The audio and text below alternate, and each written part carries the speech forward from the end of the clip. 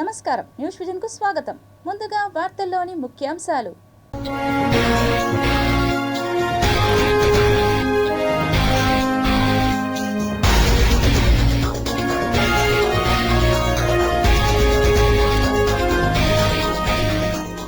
పట్టాలెక్కనున్న తొలి హైడ్రోజన్ రైలు, ముహూర్తం, రూటు, తారీఖు ఫిక్స్. జమ్మూ కాశ్మీర్ అతలాకుతలం, ప్రకృతి విలయ తాండవం. విశాఖ శారదా పీఠానికి టీటీడీ షాక్, 15 రోజుల్లో ఖాళీ చేయాలని నోటీసులు జారీ. భక్తులతో కిటకిటలాడుతున్న తిరుమల, అదనపు ఈవో వెంకయ్య చౌదరి విస్తృత తనిఖీలు. తిరుమల ఘాట్ రోడ్లో ట్రాఫిక్ సమస్యకు చెక్, ప్రయాణికులకు బిగ్ రిలీఫ్.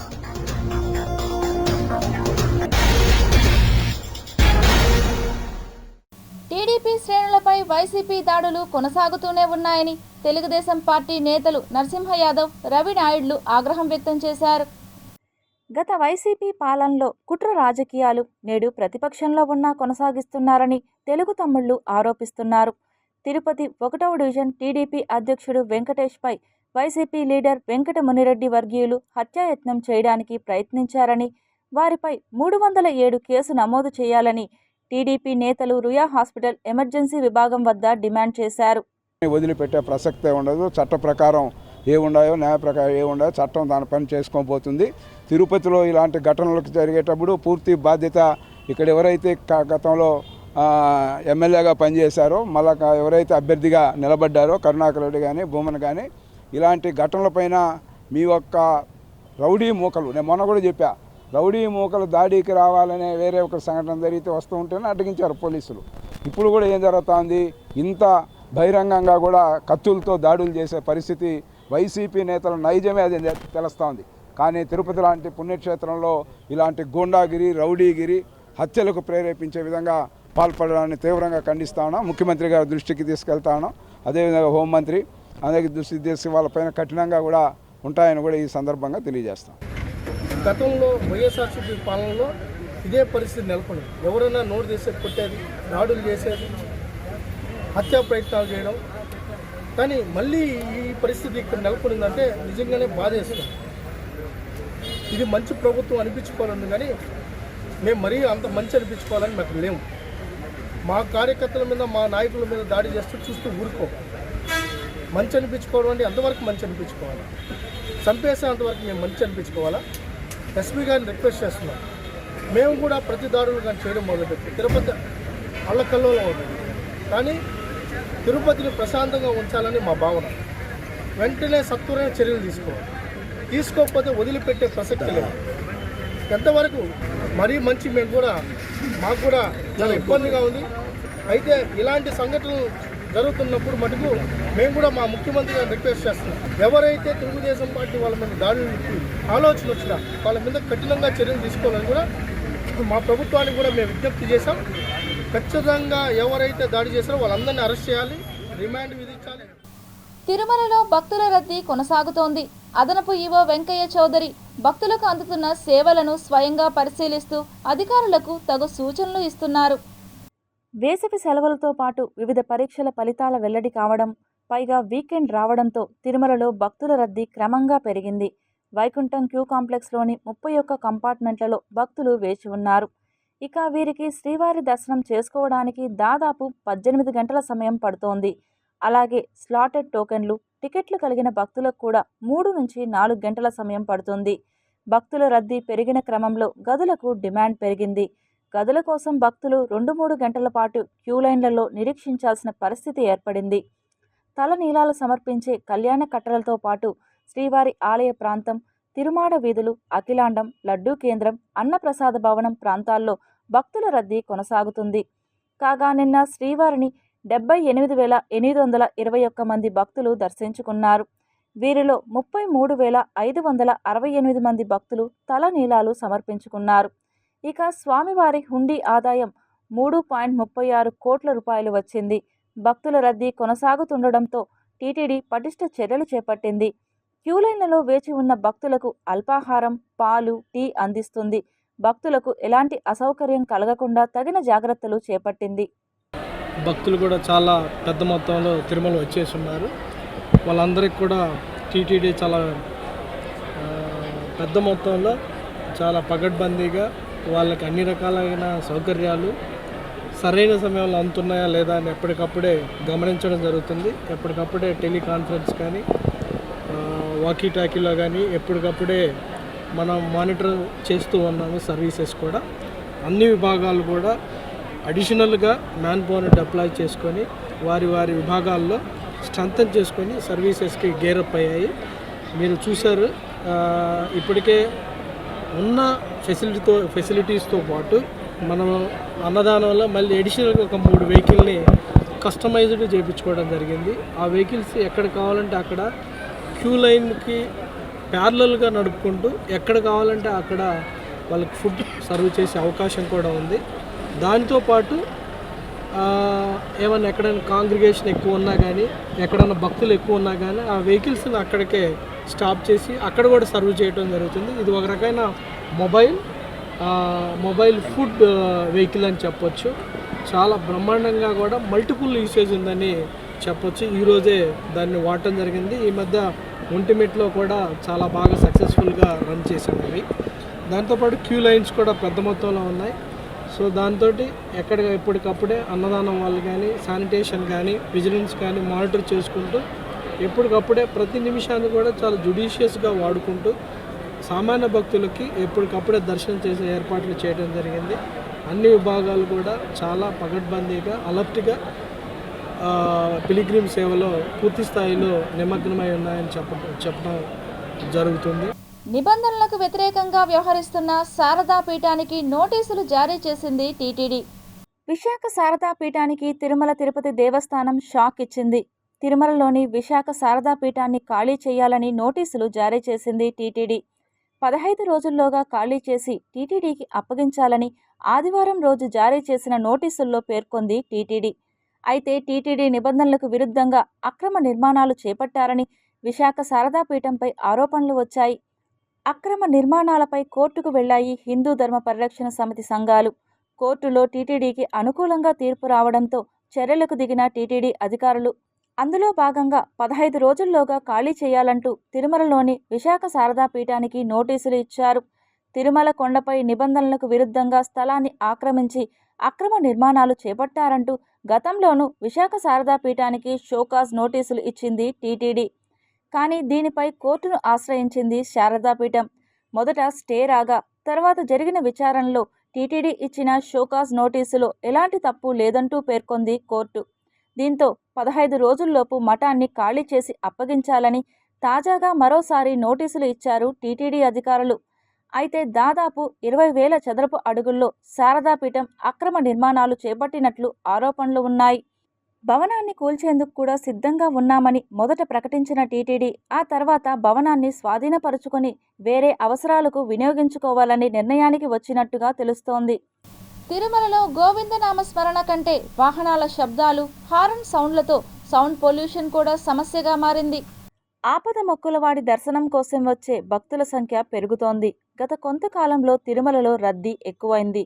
వెంకన్న దర్శనం కోసం వచ్చే భక్తుల రద్దీకి తగ్గట్లుగా ఏర్పాట్లు, మెరుగైన సౌకర్యాలు కల్పించాలని భావిస్తున్న టీటీడీ భక్తుల రద్దీ నియంత్రించడంతో పాటు పర్యావరణ పరిరక్షణ కోసం కొత్త ప్రయత్నం చేస్తోంది.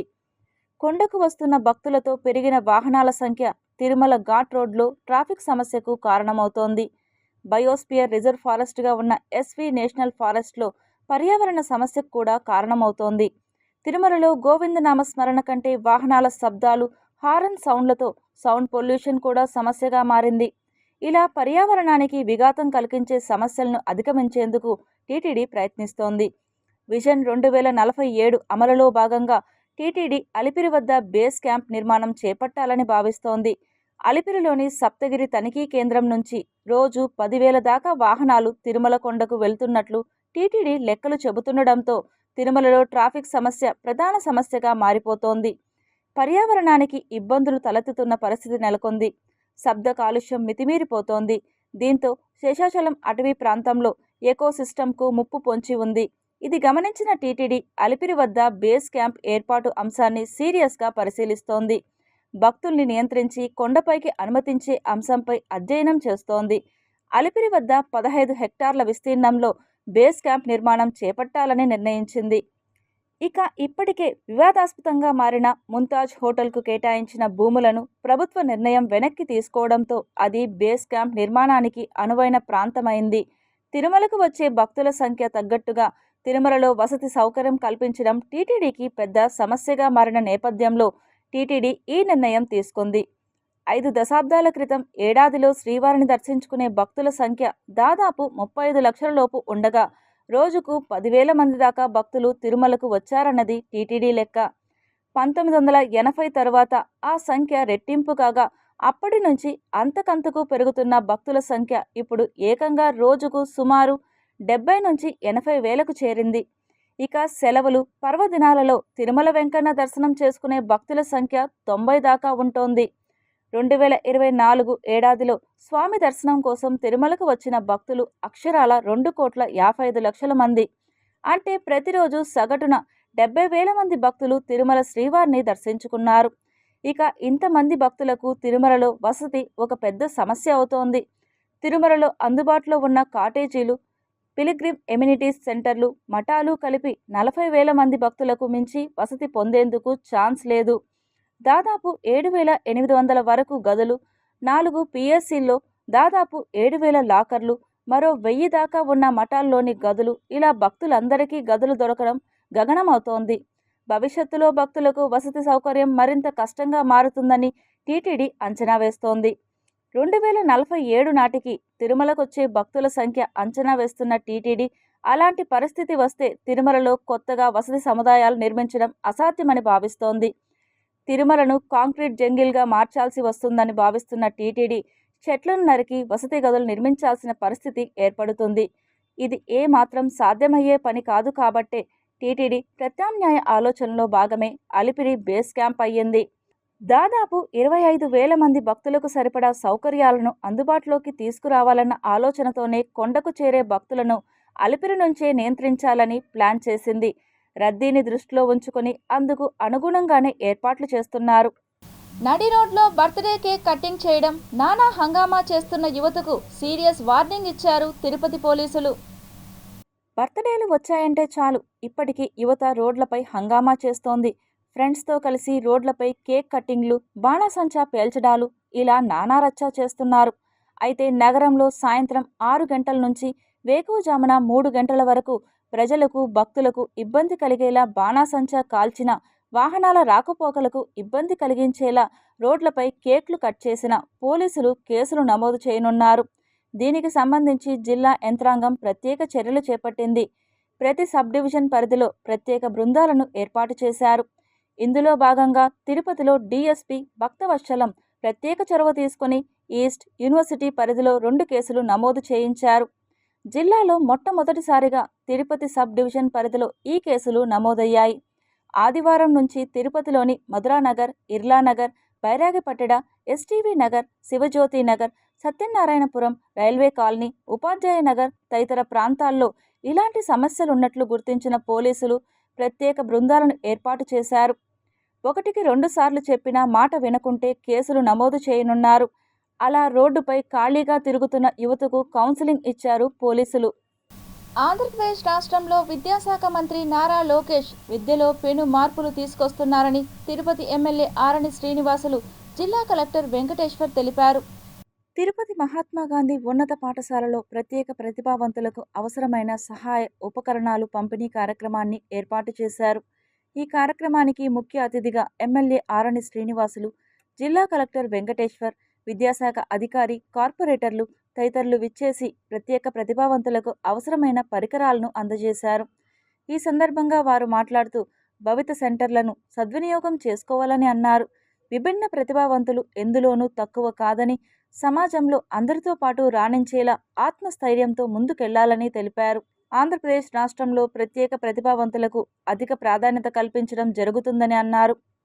ముఖ్యంగా ఈ విద్యాశాఖ దీనిపైన యువ నాయకులు మన లోకేష్ గారు పెను మార్పులు తీసుకొస్తున్నారు. విద్యాశాఖలో పిల్లలకు వికలాంగులకు ఇటువంటి ఈ అవసరాలకు అన్నిటికీ కూడా చాలా ముందు చూపుతో ఆలోచించి మన లోకేష్ గారు కూడా మంత్రివర్యులు విద్యాశాఖ మంత్రివర్యులు లోకేష్ గారు కూడా చేస్తున్నారని ఈ సందర్భంగా తెలియజేసుకుంటూ, అంతేకాకుండా మన ప్రభుత్వం ఇచ్చిన మాట సూపర్ 6 దానికి కట్టుబడి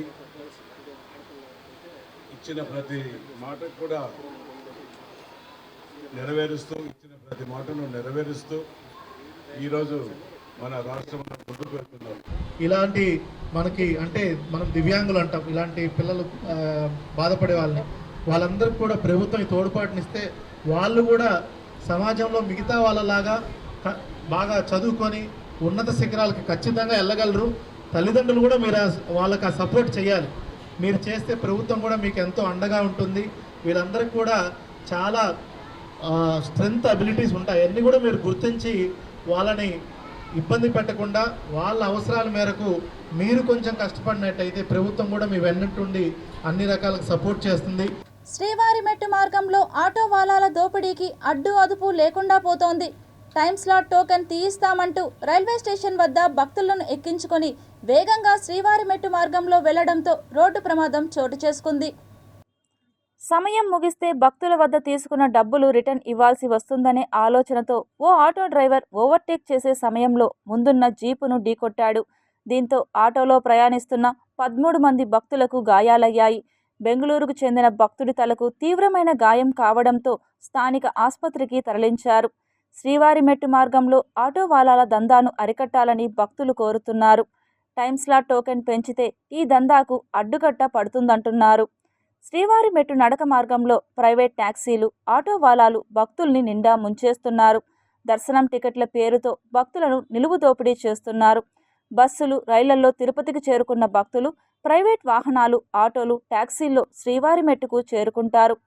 కొంతమంది ఆటో వాలాలు టైమ్ స్లాట్ టికెట్లు ఇప్పిస్తామని భారీగా డబ్బులు దండుకుంటున్నారు. ఒక్కో ఆటో డ్రైవర్ 5 నుండి 7 మంది భక్తుల బృందం నుంచి 5,000కు పైగా వసూలు చేస్తున్నారు. టీటీడీ అధికారులు ఇప్పటికైనా చర్యలు తీసుకోవాలని భక్తులు విజ్ఞప్తి చేస్తున్నారు. తిరుపతి నగరపాలక సంస్థ కార్యాలయంలో సోమవారం నిర్వహించిన డయల్ యువర్ కమిషనర్ ప్రజా ఫిర్యాదుల పరిష్కార వేదికకు 33 వినతులు వచ్చాయని డిప్యూటీ కమిషనర్ అమరయ్య తెలిపారు. నగరపాలక సంస్థ కార్యాలయంలో డయల్ యువర్ కమిషనర్ ప్రజా ఫిర్యాదుల పరిష్కార వేదిక కార్యక్రమం నిర్వహించారు. ఫోన్ ద్వారా 9 మంది తమ సమస్యలు తెలుపగా 24 మంది నేరుగా వచ్చి వినతులు సమర్పించారు. ఈ సందర్భంగా డిప్యూటీ కమిషనర్ మాట్లాడుతూ, భూపాల్ హౌసింగ్ కాలనీలో వెల్డింగ్ షాపు వలన వచ్చే శబ్దాలతో ఇబ్బందిగా ఉందని, అక్కారంపల్లిలో మూసివేసిన కాలువలు వినియోగంలోకి తేవాలని, కుక్కల బెడద తగ్గేలా చూడాలని, చంద్రశేఖర్ రెడ్డి కాలనీలో యూడీఎస్ కాలువ బ్లాక్ అవుతున్నది శాశ్వత పరిష్కారం చూపాలని, శ్రీకృష్ణానగర్లో తుడా ఉద్యోగి రోడ్డు ఆక్రమించి గోడ కట్టారు చర్యలు తీసుకోవాలని, నీటి కనెక్షన్ లేకున్నా బిల్లు వస్తోంది పరిష్కరించాలని, రైతు బజార్ వద్ద రోడ్డుపై అమ్మకాలు చేస్తుండడంతో రైతు బజార్లో వ్యాపారాలు జరగడం లేదు పరిష్కరించాలని, తిలక్ రోడ్డు, రెడ్డి కాలనీలో మురుగు కాలువలు పూర్తిగా పాడయ్యాయి బాగు చేయాలని, కొరమేనుకుంటలో గిఫ్ట్ డీడ్ ఇచ్చిన టీడీఆర్ బాండ్ ఇవ్వలేదని, సిపిఆర్ అపార్ట్మెంట్ వద్ద కాలువపై బండలు తొలగించడంతో చెత్త వేస్తున్నారు పరిశీలించాలని, మురుగు కాలువలు శుభ్రం చేయాలని కోరారని తెలిపారు. ప్రజా సమస్యల పరిష్కార వేదిక కార్యక్రమానికి అర్జీదారులతో కిక్కిరిసిపోయింది. రోజు రోజుకు అర్జీదారులు పెరిగిపోవడంతో ఇప్పటికైనా రాష్ట్ర ప్రభుత్వం అర్జీదారుల సమస్యలను గుర్తించి పరిష్కరించాలని పలువురు అర్జీదారులు కోరుతున్నారు. ప్రజా సమస్యల పరిష్కార వేదిక ద్వారా ప్రజల నుండి అందే ప్రతి అర్జీలకు నాణ్యతగా గడువులోపు పరిష్కారం చూపాలని, రాష్ట్ర ప్రభుత్వం ప్రజా సమస్యల పరిష్కార వేదికకు అధిక ప్రాధాన్యత ఇస్తుందని, కార్యక్రమంలో వచ్చిన అర్జీలను నాణ్యతతో పరిష్కారం చూపాలని జిల్లా కలెక్టర్ వెంకటేశ్వర్ జిల్లా అధికారులను ఆదేశించారు. సోమవారం ఉదయం జిల్లా కలెక్టరేట్ నందు ఏర్పాటు చేసిన ప్రజా సమస్యల పరిష్కార వేదికలో జిల్లా కలెక్టర్ అర్జీదారులకు గౌరవప్రదంగా కుర్చీ ఏర్పాటుతో వారి సమస్యలను సావధానంగా వింటూ అర్జీలు స్వీకరించారు.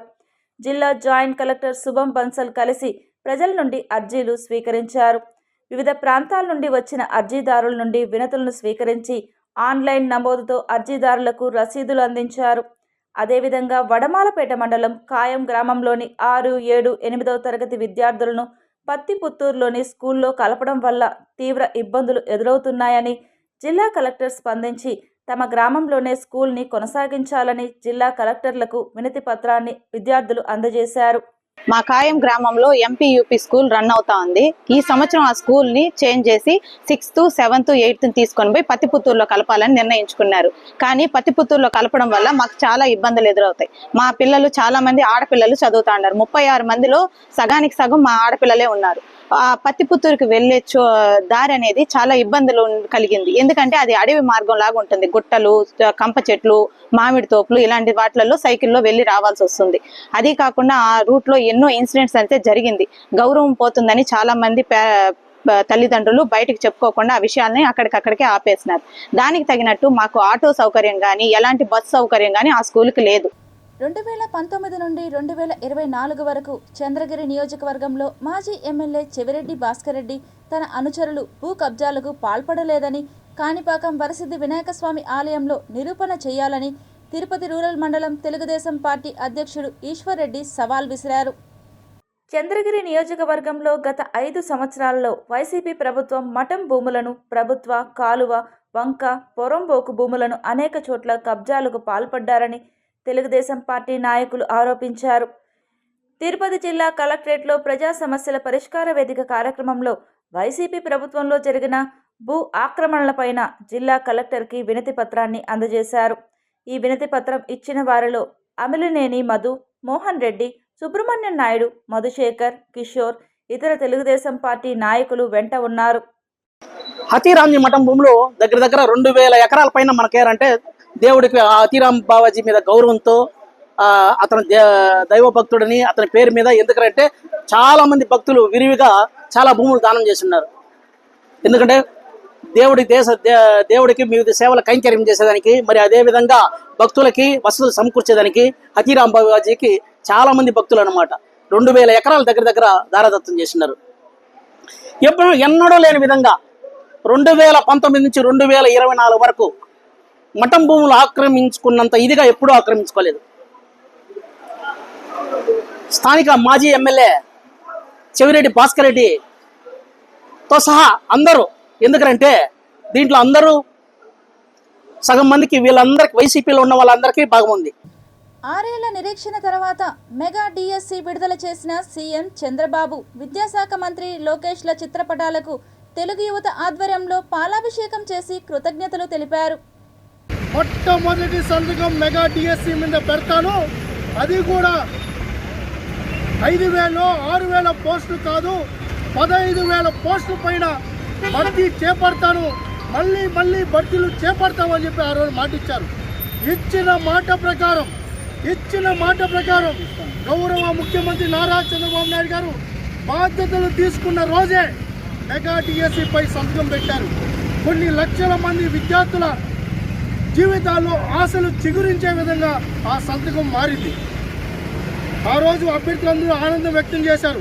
దానిపైన అనేక కసరత్తులు జరిపి ఒక సమర్థవంతమైన డిఎస్సి ప్రకటించాలని విద్యాశాఖ మంత్రి నారా లోకేష్ గారు ఒక పక్క రిజర్వేషన్ని ఒక పద్ధతి ప్రకారం నడిపించాలి, దాంతోపాటు అన్ని కేటగిరీలకు న్యాయం జరగాలి, అన్ని జిల్లాల్లో ఉన్న అభ్యర్థులకు న్యాయం జరిగే విధంగా ఈ డిఎస్సిని ఒక రూపకల్పన చేసి నిన్న ప్రకటించడం జరిగింది. జూన్, జూలైలో ఎగ్జామ్స్ కూడా పెడతామని చెప్పి డేట్లు కూడా అనౌన్స్ చేయడం జరిగింది. మహిళ మోజులో పడి సొంత ఇంటినే దారబోసిన కొడుకు గంగాధరం బాగోతాన్ని retired SI Venkataramana family Tirupati press క్లబ్లో బహిర్గతం చేశారు. అప్పుడు హేమలతను నా కుమారు ఇద్దరిని నా సమక్షంలో విచారణ చేసి మళ్ళీ 15 తారీఖు రమ్మన్నారు. 15 తారీఖు హేమలత రాలేరు. 14 తారీఖున విచారించడంలో పోలీసులు ఎవరిని, నా కొడుకుని కానీ ఆమె హేమలతను కానీ ఎలాంటి కొట్టడం కానీ బాగా విచారించి న్యాయం చేయమని చెప్పినారు. హేమలత తను చేసిన నేరాన్ని ఆర్థిక వర్క్ చేసినట్లు మళ్ళీ నేను నిర్వీట్ చేస్తానని వాళ్ళ సమక్షంలో ఒప్పుకొని 15 తారీఖు రమ్మని చెప్పి సంతకం పెట్టి వాళ్ళ అమ్మ ద్వారా, నాగమ్మ ద్వారా అతను పంపించారు. నేను నా దగ్గర సంతకం చేసి నా కొడుకుని పంపించేశారు. 16 మళ్ళీ 15 తారీఖున రాలేదు. మళ్ళీ 17 తారీఖున ఆమె సిపిఎం ద్వారా ఆమె ప్రెస్ నోట్ ఇచ్చి పోలీసులు మాకు అన్యాయం చేసిన ఆయన కొట్టినారన్నట్టుగా ప్రెస్ నోట్ ఇచ్చింది. అదంతా తప్పుడు సమాచారము. ఈ ఇన్వెస్టిగేషన్లు జరగకుండా ఆపుదల చేయాలని తన మోసపూరితమైన ఉద్దేశాలు బయటపడతాన ఉద్దేశంతో ఆమె ఈ రకం ప్రెస్ నోట్ ఇచ్చి పోలీసు వాళ్ళపైన మా పైన లేనిపోని అభియోగాలు చేస్తుంది. ఇదంతా మోసం. మీరు మీరు కేసు బుక్ చేస్తారా, మేము పోవాలా ఆఫీసులు దేనికి అంటే అప్పుడు చేసినారు సార్. చేసిన తర్వాత వాళ్ళు విచారించే పొజిషన్లో పోలీసు వాళ్ళ మీదనే ఫిర్యాదు చేసి వాళ్ళు ఏమి చెప్పనీయకుండా, వాళ్ళు ఏమి మాకు చేయనీయకుండా వీళ్ళు అడ్డుపడుతున్నారు సార్. గత ప్రభుత్వం వాళ్ళు ఈ వెనకాల చేరుకొని మమ్మల్ని. తిరుమల శ్రీవారిని పలువురు ప్రముఖులు దర్శించుకుని మొక్కులు చెల్లించుకున్నారు. తిరుమల శ్రీవారిని నేటి నైవేద్య విరామ సమయంలో మాజీ భారత సుప్రీంకోర్టు ప్రధాన న్యాయమూర్తి justice NV Ramana, music director SS Thaman, director Gopichand Malineni, hero Ashwin Babu దర్శించుకుని మొక్కులు చెల్లించుకున్నారు. ఆలయ అధికారులు వీరికి దర్శన ఏర్పాట్లు చేయగా ఆలయ అర్చకులు వేద ఆశీర్వచనాలతో తీర్థ ప్రసాదాలను అందించారు. కూటమి ప్రభుత్వ నాయకుల అండదండలతో తనకు సంబంధించిన 2 ఎకరాల భూమిని కబ్జా చేసేందుకు ప్రయత్నిస్తున్నారని బాధితుడు శ్రీమన్నారాయణ రెడ్డి తిరుపతి ప్రెస్ క్లబ్లో ఏర్పాటు చేసిన విలేకరుల సమావేశంలో వాపోయారు. తనకు న్యాయం చేయాలంటూ మీడియాని ఆశ్రయించారు. ఈ ల్యాండ్ డిస్ప్యూట్ అనేది నిన్నటిది మొన్నటిది కాదు. ఇది 2003 నుంచి జరుగుతూ ఉంది. ఈ 2003 నుంచి 8-9 జడ్జిమెంట్లు ఉన్నాయి నా దగ్గర. 2003 నుంచి 2024 వరకు జరిగిన జడ్జిమెంట్లు ఇవి. ఈ ల్యాండ్ వచ్చి ప్యూర్లీ ఫ్యామిలీ ప్రాపర్టీ. అంటే నేను శ్రీమన్నారాయణ అనే నేను, రాంభూపాల్ రెడ్డి అనే అతను, ప్రసన్న కుమార్ రెడ్డి అనే మేము 3 అన్నదమ్ములం. ఇది ఎట్టి పరిస్థితుల్లో డెవలప్ కాకూడదని 25 సంవత్సరాలుగా నన్ను ఇబ్బంది పెడతానే ఉన్నారు. 25 సంవత్సరాలుగా కూడా నేను జాయింట్ కలెక్టర్ ఆర్డర్స్ కానీ, రెవెన్యూలో ఉండే 3 కోర్టులు, ఆర్డీఓ, సబ్ కలెక్టర్, ఎంఆర్ఓలు 9 మంది జడ్జిమెంట్లు ఉన్నాయి. డిస్ట్రిక్ట్ కోర్టులో 2 జడ్జిమెంట్లు ఉన్నాయి. ఇవన్నీ వితౌట్ పవర్, పొలిటీషియన్ పవర్ లేకుండా నేను సంపాదించిన ఆస్తి ఇది. దీన్ని ఎటువంటి పరిస్థితులను ఆపాలనే ప్రయత్నంలో ఆర్ఎన్ఏ శివకుమార్ని పెట్టుకొని లాస్ట్ నవంబర్ నుంచి డిస్మాంటింగ్ చేసినారు. మేము కట్టిన రూమ్ని రాత్రిపూట వచ్చి కొట్టినారు. నా దగ్గర వీడియో ఉంది, సీసీ కెమెరా పెట్టినారు, కొట్టినప్పుడు మేము ఫోన్ చేసినాం. అది మాది కాదంటే ఆ వచ్చిన పిల్లకాయలని మేము ట్రేస్ అవుట్ చేసినాం. ట్రేస్ అవుట్ చేసి అడిగితే మాకు శివ చెప్పినాడు అన్నాడు. శివ గారికి చెప్పేది ఏంటంటే, శివ మీద నేను చెప్పేంత టోన్ కాకపోయినా ఇంటెలిజెన్స్ ఉంది తిరుపతిలో. ఇంటెలిజెన్స్లో భూ వివాదాల్లో శివకుమార్ ఎన్నిట్లో ఏలుపెట్టినాడు అనే విషయం అడిగితే వాళ్ళ దగ్గర రిపోర్ట్ ఉంటుంది.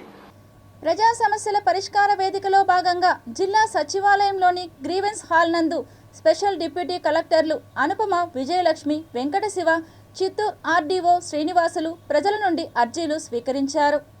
చిత్తూరు జిల్లా ప్రజా సమస్యల పరిష్కార వేదికలో 258 అర్జీలను అధికారులు స్వీకరించారు. ఇందులో శాఖల వారీగా అర్జీల వివరాలు ఇలా ఉన్నాయి. రెవెన్యూ శాఖకు 213, police 6, DWAMA 1, R&B 1, DRDA 26, DCHS 1, municipal commissioner Nagari 1, DSO 4, animal husbandry 2, housing 3. వివిధ ప్రాంతాల నుండి వచ్చిన అర్జీదారులు సమస్యలను డిప్యూటీ కలెక్టర్లకు ఆర్డీఓ అందజేశారు. ఈ కార్యక్రమంలో వివిధ శాఖలకు సంబంధించిన అధికారులు తదితరులు పాల్గొన్నారు. కాణిపాకం శ్రీ స్వయంభు శ్రీ వరసిద్ధి వినాయక స్వామి వారి దేవస్థానం హుండీ లెక్కింపు ద్వారా 1,71,77,943 రూపాయలు వచ్చినట్లు ఈవో పెంచల్ కిషోర్ తెలిపారు. బంగారం 165 గ్రాములు, వెండి 1 కిలో 350 గ్రాములు, గో సంరక్షణ హుండీ ద్వారా 13,814 రూపాయలు, నిత్య అన్నదానం హుండీ ద్వారా 42,436 రూపాయలు, foreign currency USA $309, Australia $5, Canada $50, Malaysia 4 ringgits, euro 10 యూరోలు, UAE 135 dirhams ఆదాయం వచ్చినట్లు దేవస్థానం కార్యనిర్వహణాధికారి పెంచల కిషోర్ తెలిపారు. హుండీ లెక్కింపులో ఏఈఓలు రవీంద్రబాబు, హరిమాధవరెడ్డి, ధనంజయ, ప్రసాద్, CFO నాగేశ్వరరావు, పర్యవేక్షకులు కోదండపాణి, శ్రీధర్ బాబు, హుండీ ఇన్స్పెక్టర్ సుబ్రహ్మణ్యం నాయుడు, దేవస్థానం సిబ్బంది, సేవకులు, యూనియన్ బ్యాంక్ కాణిపాకం శాఖ తదితరులు పాల్గొన్నారు. ఉపాధి హామీ పథకంలో పనిచేస్తున్న ఫీల్డ్ అసిస్టెంట్ల సమస్యలు పరిష్కరించాలని డిమాండ్ చేస్తూ ఫీల్డ్ అసిస్టెంట్లు సోమవారం చిత్తూరు జిల్లా కలెక్టర్ కార్యాలయం ఎదుట ధర్నా నిర్వహించారు.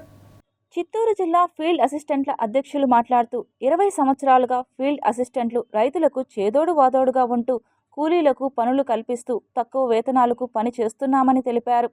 గత కొన్ని సంవత్సరాలుగా వీరికి కనీస వేతనం ఇవ్వాలని, ఉద్యోగ భద్రత కల్పించాలని రాష్ట్ర ప్రభుత్వానికి వినతులు అందజేసినా ఫలితం లేదన్నారు. వెంటనే ఫీల్డ్ అసిస్టెంట్లకు ఉద్యోగ భద్రత కల్పించి తొలగించిన ఫీల్డ్ అసిస్టెంట్లను వెంటనే విధుల్లోకి తీసుకోవాలని డిమాండ్ చేశారు. చిత్తూరు జిల్లా కలెక్టర్ సుమిత్ కుమార్కు వినతి పత్రం సమర్పించారు. కనీస వేతనం సుప్రీంకోర్టు ప్రకారం, యాక్ట్ ప్రకారం కనీస సమాన పనికి సమాన వేతనం కల్పించాలి. ఇలా మా డిమాండ్ సచివాలయ ఉద్యోగ గుర్తించాలి. ఇలాంటి మా డిమాండ్స్ ఎన్నో ఉన్నాయి. చదువుకున్న వాళ్ళు పదోన్నతులు మా ఫీల్డ్ అసిస్టెంట్లో కూడా ఎంఏ, ఎంఈడి, బీఈడీలు చేసుకున్న వాళ్ళు ఉన్నారు, డిగ్రీలు చేసుకున్న వాళ్ళు ఉన్నారు. 20 సంవత్సరాలుగా పనిచేస్తున్నారు. వాళ్ళకు పదోన్నతులు కల్పించి అక్రమ తొలగింపు ఆపాలనేసి ఈ డిమాండ్స్ని మేము కలెక్టర్ ద్వారా పీడీ గారికి ఇప్పుడు ఉన్న ప్రభుత్వానికి తెలియపరుస్తూ వినియోగించుకుంటున్నాం. 20 సంవత్సరాలుగా మేము ఫీల్డ్ అసిస్టెంట్లుగా పనిచేస్తున్నాంనా. రైతులకు, కూలీలకి అన్ని న్యాయపరంగా వాళ్ళకి ఏమేమి కావాలన్నా ఆ వర్కులు కల్పించి వాళ్ళకి మేము న్యాయం చేస్తున్నాము. మాకు ఇప్పుడు చాలని జీతాలతో మేము పనిచేస్తున్నాము. అక్రమంగా తొలగించిన వాళ్ళని కూడా మళ్ళీ విధుల్లోకి తీసుకోవాలి. మా ఎఫ్టీ రాని వాళ్ళకి ఎఫ్టీ కల్పించాలి. శ్రీకృష్ణ భజన మందిర భూమిని ఆక్రమణల దారుల నుండి కాపాడాల్సిందిగా గంగాధర్ నెల్లూరు మండలం తూగుండ్రం గ్రామ ప్రజలు సోమవారం చిత్తూరు జిల్లా కలెక్టర్కు వినతి పత్రం సమర్పించారు. శ్రీకృష్ణ భజన మందిరానికి సంబంధించిన భూమి కొంతమంది కబ్జాదారులు విల్లలు ఏర్పాటు చేసుకున్నట్లు తెలిపారు. వెంటనే వాటిని తొలగించి భజన మందిర నిర్మాణానికి సహకరించాలని విజ్ఞప్తి చేశారు. కనీసం 100 సంవత్సరాల నుంచి రామకృష్ణ భజన మందిరం ఉన్నింది. శిథిలావస్థకు వచ్చే లోపల దాన్ని తీసేసి కొత్తగా భజన గుడి కట్టుకోవాలని మేము ప్రయత్నం చేస్తున్నాం. ఒకే ఒక కుటుంబ సభ్యులు పక్కన కుటుంబ సభ్యులు వచ్చి ఒకే ఒక వ్యక్తి మాకు అబ్జెక్షన్ చేసి పలు రకాలుగా సమస్యలు సృష్టిస్తూ ఉంటాడు. దాని పొలిటికల్ ప్రెజర్ ఏమి లేదు. మాకు గుడి కావాలా, గ్రామ కంఠం కూల్చి మాకు. జమ్మూ కాశ్మీర్లో వర్షాలు దంచి కొడుతున్నాయి, వరదలు పోటెత్తిపోతున్నాయి. ఆ రాష్ట్ర ప్రజలు అతలాకుతలం అవుతున్నారు. కాశ్మీర్లోని రాంబన్ జిల్లాలోని చీనాబ్ నదికి సమీపంలోని ధరంకుండ్ గ్రామంలో రాత్రిపూట కురిసిన భారీ వర్షాల కారణంగా సంభవించిన వరదలతో 3 ప్రాణాలు కోల్పోగా 1 గల్లంతయ్యారు. కొండ చర్యలు విరిగిపడటం, వడగళ్ల వానలు, తీవ్రమైన గాలులతో కూడిన ప్రకృతి వైపరీత్యం ఆస్తి, మౌలిక సదుపాయాలకు భారీ నష్టం వాటిల్లింది. డజన్ల కొద్దీ కుటుంబాలను నిరాశ్రయులను చేసింది. అనేక చోట్ల జాతీయ రహదారిని దిగ్బంధించింది. స్థానిక అధికారుల వివరాల ప్రకారం ఎడతెరిపి లేకుండా కురుస్తున్న వర్షం కారణంగా సమీపంలోని నల్లాలో నీటి మట్టం పెరిగి చీనాబ్ వంతెన సమీపంలోని ధరంకుండ్ గ్రామాన్ని ముంచెత్తిన వరదగా మారింది. 10 ఇళ్లు పూర్తిగా ధ్వంసమయ్యాయి. మరో 25 నుండి 30 ఇళ్లు పాక్షికంగా దెబ్బతిన్నాయి. అయితే భారీ వర్షాలతో వరదలు ముంచెత్తడంతో పోలీసులు, సహాయక సిబ్బంది రంగంలోకి దిగాయి. విధ్వంసం జరిగినప్పటికీ ధరంకుండ్ పోలీసులు, జిల్లా యంత్రాంగం త్వరితగతిన స్పందించడంతో ప్రభావిత ప్రాంతంలో చిక్కుకున్న దాదాపు 90 నుండి 100 మందిని సురక్షిత ప్రాంతాలకు తరలించారు. రాంబన్లో కొండ చర్యలు విరిగిపడటం, ఆకస్మిక వరదలు సంభవించడం పట్ల జమ్మూ కాశ్మీర్ ముఖ్యమంత్రి ఓమర్ అబ్దుల్లా తీవ్ర విచారం వ్యక్తం చేశారు. దీనివల్ల ప్రాణ, ఆస్తి నష్టం జరిగింది. బాధిత కుటుంబాలకు తన సంతాపాన్ని తెలియజేస్తూ ప్రభుత్వం తక్షణ రక్షణ సహాయ చర్యలను ముమ్మరం చేస్తున్నట్లు చెప్పారు. సహాయక బృందాలను రంగంలోకి దింపుతున్నట్లు చెప్పారు. వర్షాలు, వరదలను తాము ఎప్పటికప్పుడు పర్యవేక్షిస్తున్నామని, ప్రజలకు ఇబ్బందులు తలెత్తకుండా పునరావాస చర్యలను సమీక్షిస్తున్నట్లు ముఖ్యమంత్రి అన్నారు. కేంద్ర మంత్రి జితేంద్ర సింగ్ పరిస్థితి తీవ్రతను గుర్తించి జిల్లా యంత్రాంగం తీసుకున్న సత్వర చర్యలను ప్రశంసించారు. రాంబన్ ప్రాంతంలో రాత్రంతా భారీ వడగళ్ల వాన, అనేక కొండ చర్యలు విరిగిపడటం, వేగంగా గాలులు వీచాయి. జాతీయ రహదారి దిగ్బంధంలో ఉన్నట్లు తెలిపారు. దురదృష్టవశాత్తు 3 ప్రాణ నష్టం, అనేక కుటుంబాలకు ఆస్తి నష్టం జరిగిందని ఆయన ఒక ప్రకటనలో తెలిపారు. అలాగే ఈ పరిస్థితులను చక్కదిద్దేందుకు డిప్యూటీ కమిషనర్ బసీర్ ఉల్ హక్ చౌదరితో తాను నిరంతరం సంప్రదింపులు జరుపుతున్నానని, ఆర్థిక సహాయం, ఇతర సహాయాన్ని అందిస్తున్నట్లు హామీ ఇచ్చానని సింగ్ అన్నారు.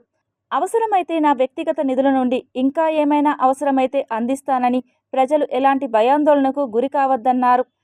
ఇదిలా ఉండగా కొండ చర్యలు విరిగిపడటం, రాళ్ల కాల్పుల కారణంగా జమ్మూ శ్రీనగర్ జాతీయ రహదారి 5 చోట్ల నిలిచిపోయిందని ట్రాఫిక్, జాతీయ రహదారి రాంబన్ ఎస్ఎస్పీ రాజా ఆదిల్ హమీద్ గనై తెలిపారు. వాతావరణ పరిస్థితులు మెరుగుపడిన తర్వాత రహదారులు క్లియర్ అవుతాయని అన్నారు. భారతదేశంలో తొలి హైడ్రోజన్ రైలు పట్టాలెక్కనుంది. భారతీయ రైల్వే శాఖ సరికొత్త రైళ్లను ప్రవేశపెడుతోంది. హైడ్రోజన్తో నడిచే తొలి రైలు అందుబాటులోకి రాబోతోంది. రీసెర్చ్ డిజైన్ స్టాండర్డ్ సంస్థ తొలి హైడ్రోజన్ శక్తితో నడిచే రైలు డిజైన్ను రూపొందించింది. ఈ రైలు గరిష్టంగా గంటకు 110 నుంచి 140 కిలోమీటర్ల వేగంతో నడుస్తుంది. హైడ్రోజన్ ఫర్ హెరిటేజ్ ఇన్నోవేషన్ కింద హైడ్రోజన్ పవర్తో నడిచే 35 రైళ్లను నడపాలని రైల్వే భావిస్తోంది. ప్రతి రైలుకు దాదాపు 80 కోట్లు ఖర్చవుతోంది. గ్రౌండ్ ఇన్ఫ్రాస్ట్రక్చర్ కోసం అదనంగా 70 కోట్ల వరకు ఖర్చవుతుందని అంచనా వేస్తోంది. హెరిటేజ్ హిల్ స్టేషన్ రూట్స్లో ఈ రైళ్లను నడిపేందుకు ప్రణాళికలు రచిస్తోంది. హైడ్రోజన్తో నడిచే రైలు నిర్మాణ పనులు చెన్నైలో జరుగుతున్నాయని అధికారులు తెలిపారు. ఆ పనులు చివరి దశలో ఉన్నాయని చెప్పారు. ఇక్కడ హైడ్రోజన్ ప్లాంట్ నిర్మాణ పనులు వేగంగా జరుగుతున్నాయని, భద్రత కోసం పూర్తి ఏర్పాట్లు జరుగుతున్నాయని అన్నారు. చెన్నైలో తయారు చేస్తున్న రైలును జీంద్కు తీసుకువచ్చాక ట్రయల్ రన్ జరుగుతుందని తెలిపారు. జీంద్, సోనిపత్ మధ్య సజావుగా ప్రయాణం ప్రారంభమవుతుందని చెప్పుకొచ్చారు. అయితే హైడ్రోజన్ ప్లాంట్ నిర్మాణం 2 నెలల్లో పూర్తవుతుంది. ఉత్తర railway general manager Ashok Varma ఆదివారం హైడ్రోజన్ ప్లాంట్ను పరిశీలించారు.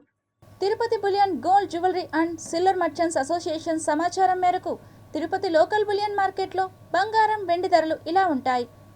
24 క్యారెట్ల బంగారం 10 గ్రాముల ధర 99,760 రూపాయలు. 22 క్యారెట్ల బంగారం 1 గ్రాము ధర 9,015 రూపాయలు. వెండి 1 కేజీ ధర 98,800 రూపాయలు. రీటైల్ వెండి 1 గ్రాము ధర 101 రూపాయల 60 పైసలుగా ఉంటుంది. వార్తలు ముగించే ముందు ముఖ్యాంశాలు మరోసారి చూద్దాం.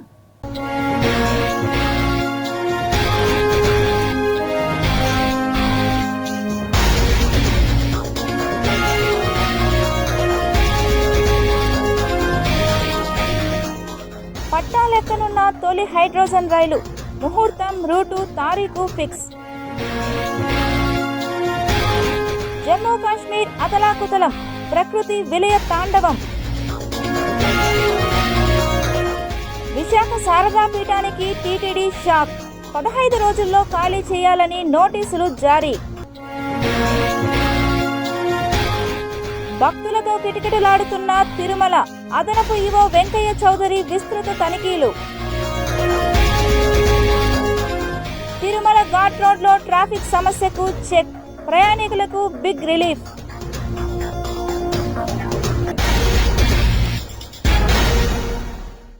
ఈ వార్తలు ఇంతటితో సమాప్తం. సమగ్ర సమాచారంతో నెక్స్ట్ విషయంలో మళ్ళీ కలుద్దాం. అంతవరకు సెలవు, నమస్కారం.